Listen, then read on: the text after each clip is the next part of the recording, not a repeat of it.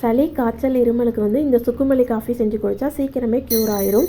அதுக்கு 1 ஸ்பூன் மல்லி விதை எடுத்துக்கிறேன், கொஞ்சமாக இஞ்சி, கொஞ்சமாக சுக்கு, அது கூடவே 10 மிளகு எடுத்து இது எல்லாத்தையும் தட்டி 2 கிளாஸ் தண்ணியில் போட்டு கொதிக்க வச்சிடலாம். இது கூடவே நான் சளிக்காக அரைச்சி வச்ச பொடியும் சேர்த்துருக்கிறேன்.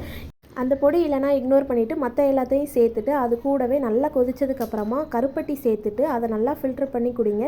சளி, இருமல், தொண்டைக்கரக்கரப்பு எல்லாமே வந்து க்யூர் ஆகிடும். ட்ரை பண்ணி பாருங்கள். எப்படி இருக்குன்னு கீழே கமெண்டில் சொல்லுங்கள்.